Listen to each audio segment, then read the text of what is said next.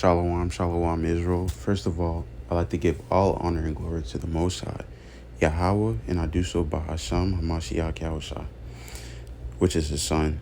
And it's been a while, but the Spirit just came upon me to just go over some verses, just talking about affirmations, and just a few things to keep in mind as we go through all these troubling times, and just to endure. The first verse I would like to get is in the book of Psalm, chapter 111 and verse 10. And it reads, "The fear of the Lord is the beginning of wisdom. A good understanding have all they that do his commandments. His praise endures forever."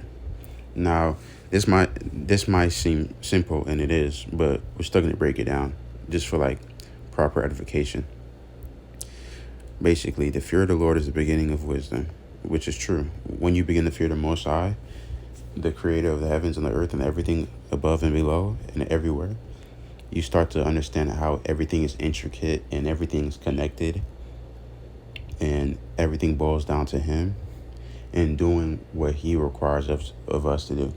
Even the laws such as not eating pork or shellfish, which is like Leviticus 11, and other things like that, when you do research on it, shows that it's beneficial for your life, because pigs and all the things the Most High told us not to eat have parasites and have things that just are not good.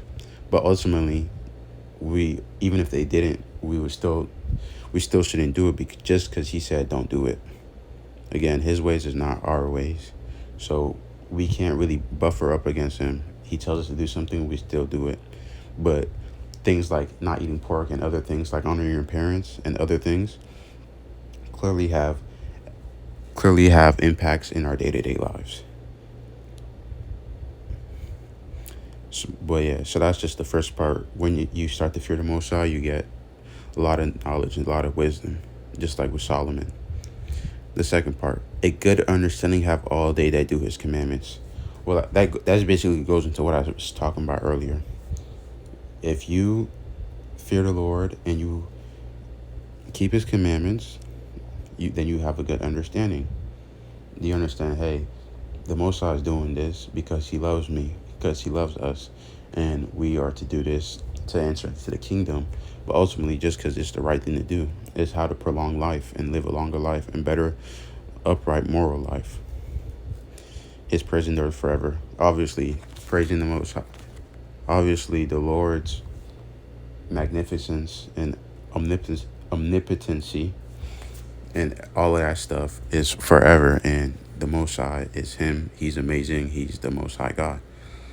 So we should always be praising him in our thoughts, in our dreams, whatever way.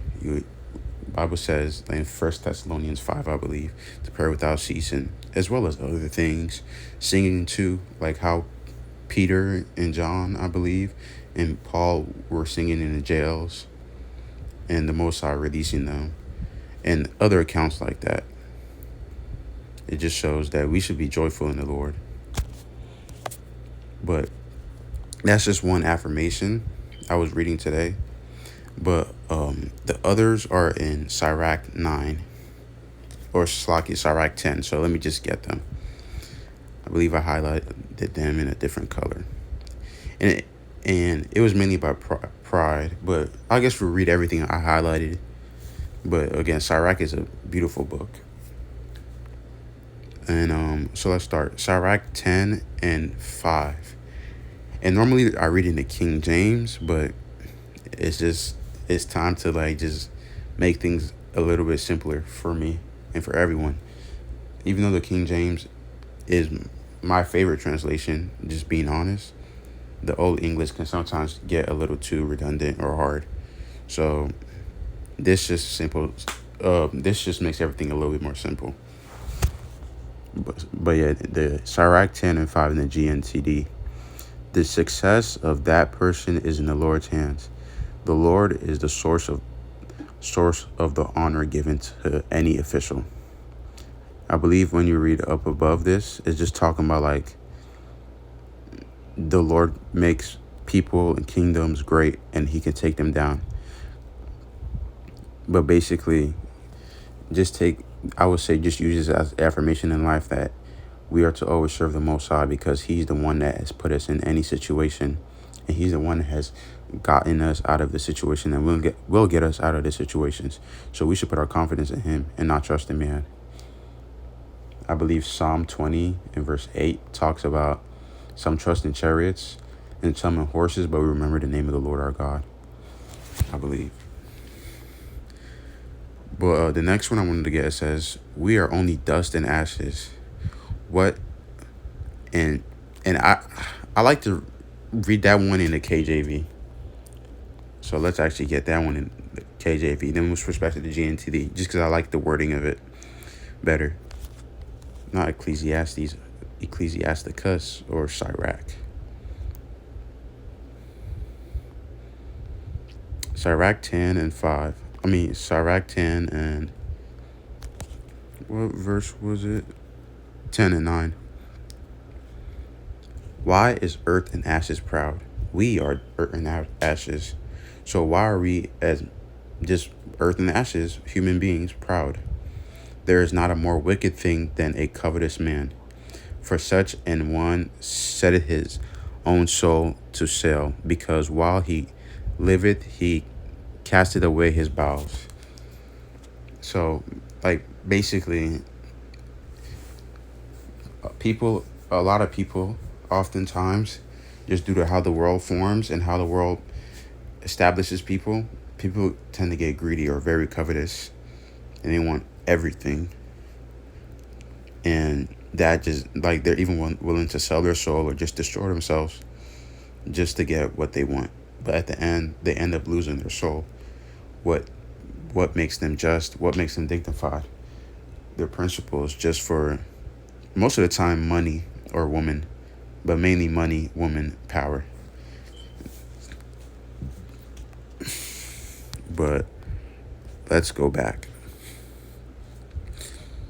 Sirach 10 and 12. Pride has its beginning when a person abandons the Lord, his maker. Obviously, that is true. Most of the time we are prideful. We think we are the ones in charge, and we are the ones who are able to do things, or that a man is in charge and a man is able to do things, or like a woman or child is in charge and a woman or child is able to do things. But that's not the case. It's always the Most High who puts spirits in people. Even Pharaoh, king of Egypt, the Most High hardened his heart. He wanted to let the Israelites go from his viewpoint, but the Most High kept on hardening his heart, which just, again, goes to show that we ultimately can't do whatever we want to do.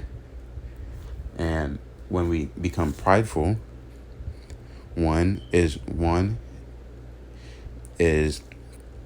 judgment, or just either judgment, like the Most High wants to fulfill judgment, or ultimately that's just how the Most High wanted you at that moment.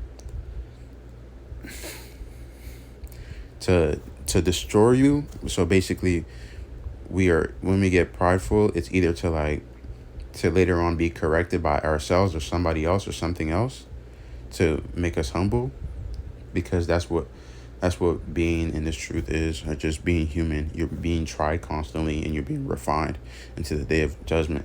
Either that or just being prideful to ultimately get destroyed.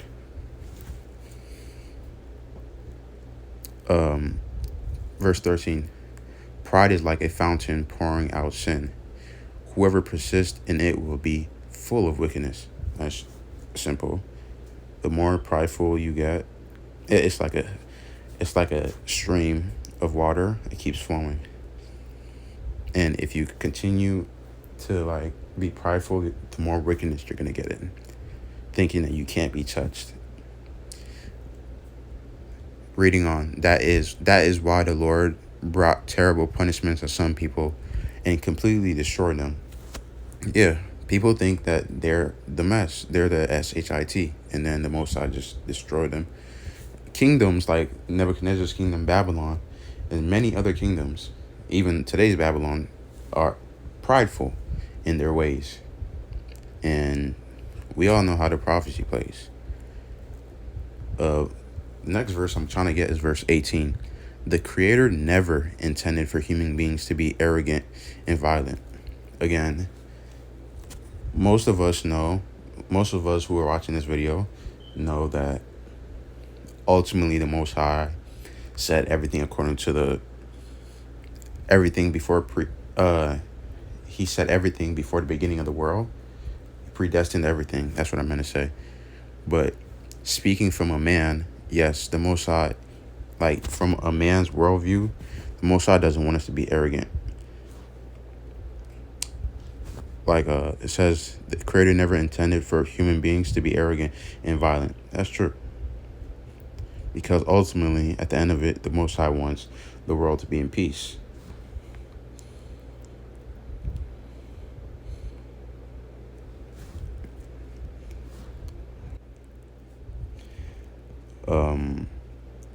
Yeah.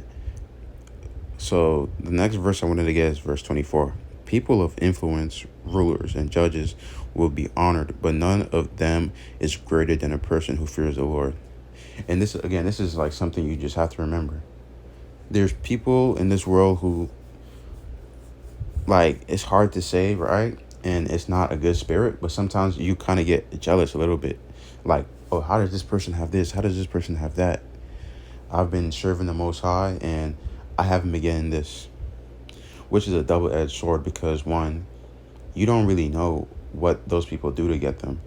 And you might be thinking something is super great, but you're just romanticizing it, and it's really not all that.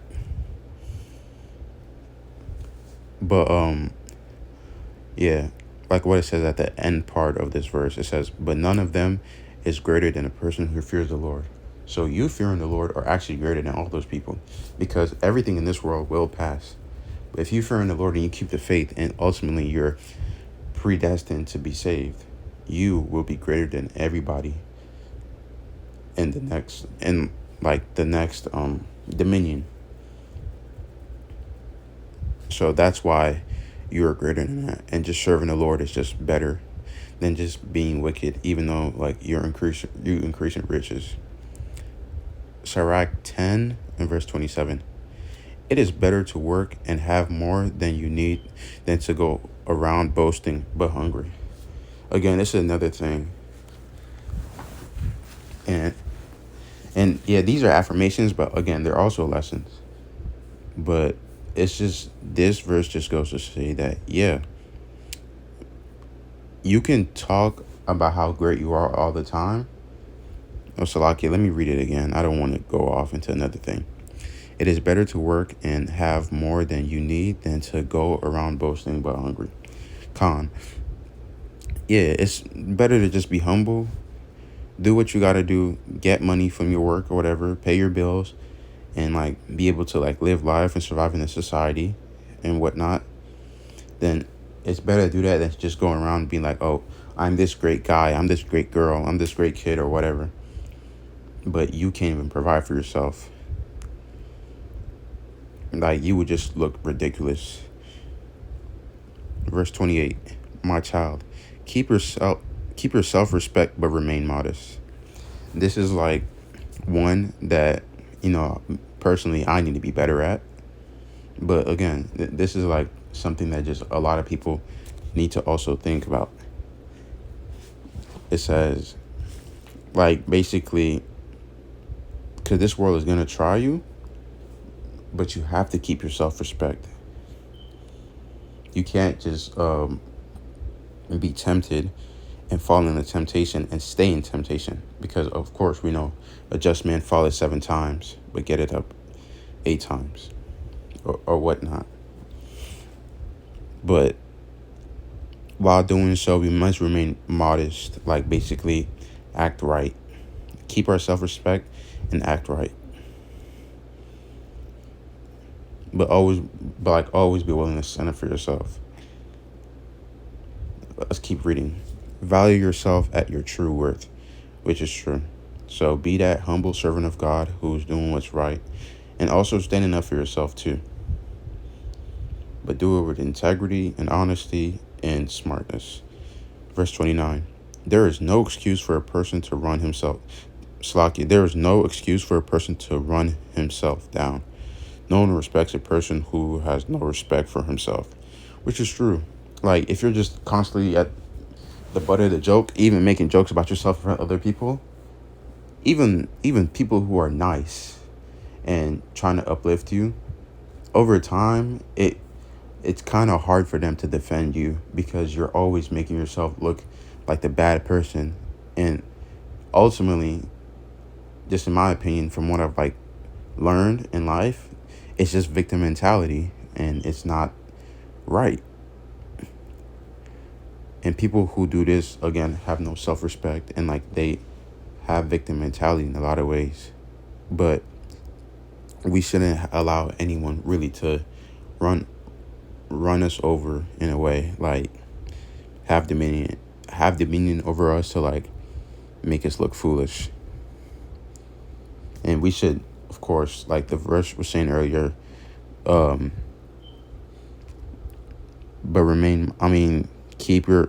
it says, my child, keep your self-respect. Yeah, we are supposed to keep our self-respect.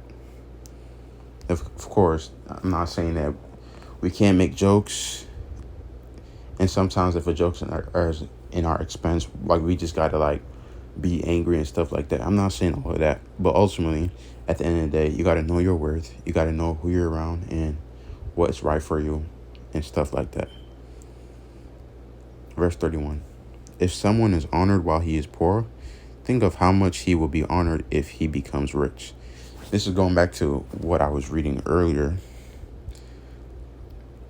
I mean, it also goes back to verse 27, actually.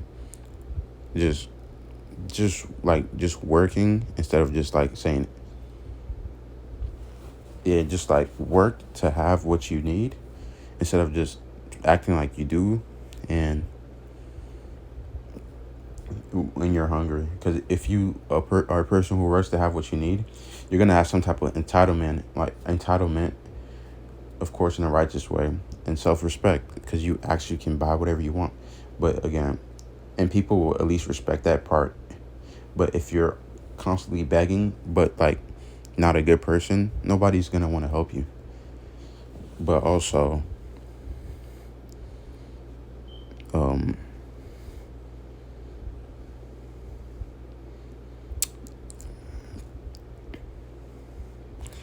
Salakia. I forgot what verse I was going into. It probably was verse 5, but let me just keep going. If someone is honored while he is poor, think how much he will be honored if he becomes rich. If someone is despised while he is rich, think how much more he will be despised if he's poor. And this verse, of course, which I'm going to end it on, again, is a good verse. If you're humble, you're staying in a way, of course, still having self-respect and integrity, but and like you're keeping to yourself, and